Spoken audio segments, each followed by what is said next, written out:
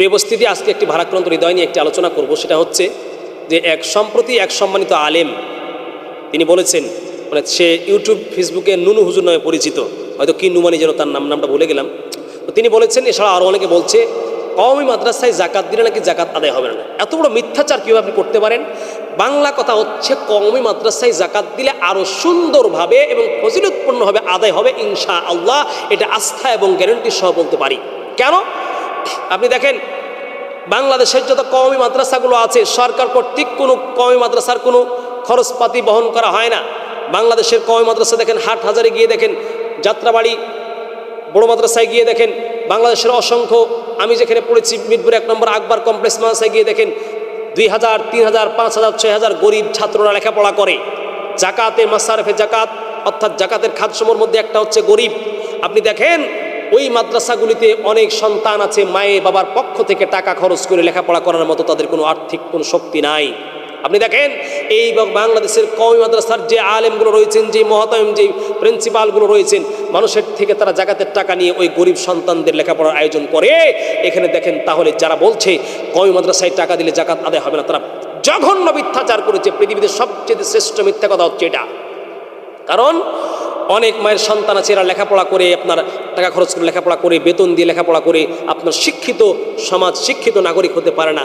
এই কওমি মাদ্রাসার হুজুররা মানুষের থেকে জাকাত নিয়ে ওই গরিব সন্তানগুলোর লেখাপড়ার আয়োজন করে দেয়। তাহলে জাকাত আদায় দিলে জাকাত আদায় হবে না কেন? আরও ভালোভাবে আদায় হবে।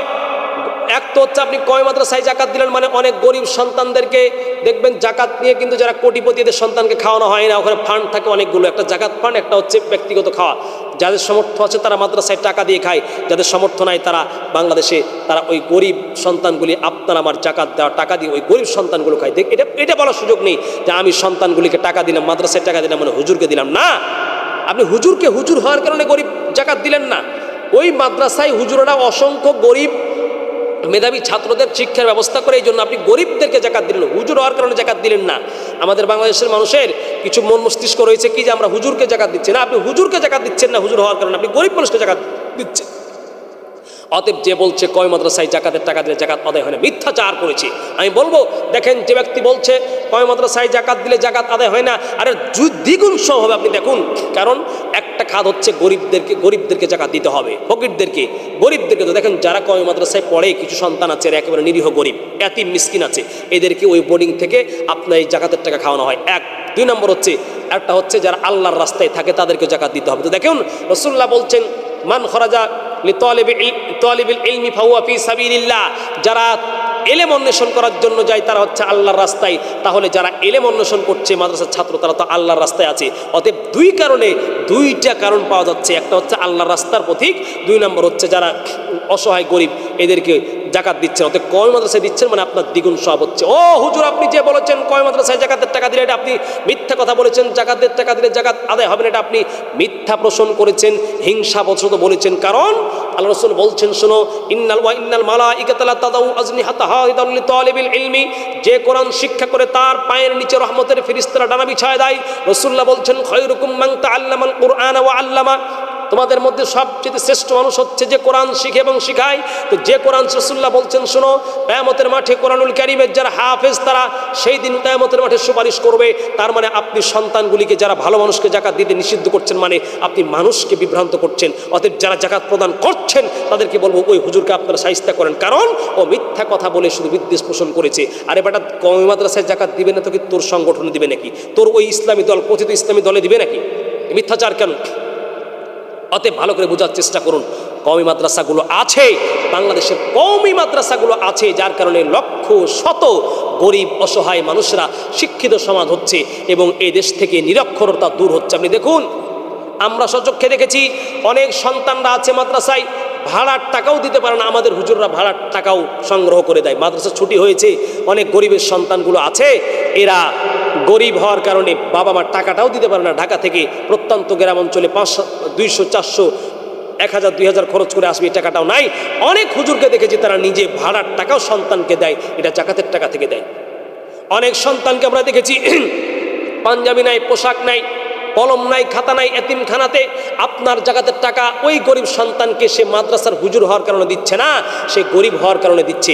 আমরা দেখেছি অনেক সন্তানরা, দেখেন মাদ্রাসাগুলিতে আপনি গিয়ে দেখেন লক্ষ লক্ষ একদিনে এক একটা বোর্ডিং আছে। যাত্রাবাড়ি বড় মাদ্রাসায় গিয়ে দেখুন, চট্টগ্রাম হাট হাজারি মাদ্রাসায় গিয়ে দেখুন, রাজশাহী শহরের বড় বড় মাদ্রাসায় গিয়ে দেখুন, বগুড়া জামিল মাদ্রাসায় গিয়ে দেখুন, মিরপুর 1 নম্বর আকবর কমপ্লেক্সে গিয়ে দেখুন, অসংখ্য মাদ্রাসা রয়েছে। অনেক গরিব সন্তানরা মাত্র 200-300 টাকা দিয়ে খায়, কেউ আছে মাত্র ফ্রি খায়। আরে ঢাকা শহরে একদিন ঘুমাতে গেলেই তো 500 টাকা লাগে। ওই যে আপনাদের টাকা দিয়ে বাচ্চাদের ঘুমানোর ব্যবস্থা করা হয়, একদিন ঘুমাইতে গিয়ে ঢাকা শহরে ফ্যান চালালে তো আপনার 50 টাকা বিল উঠে, বিদ্যুৎ বিল আসে, এই টাকা আপনার জাকাত থেকে দেওয়া হচ্ছে।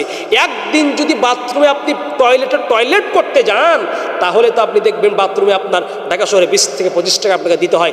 আপনার সন্তানদেরকে, গরিব সন্তানদেরকে ঢাকাতে 10 বছর টয়লেটের ব্যবস্থা করে দিচ্ছে জাকাতের টাকা দিয়ে।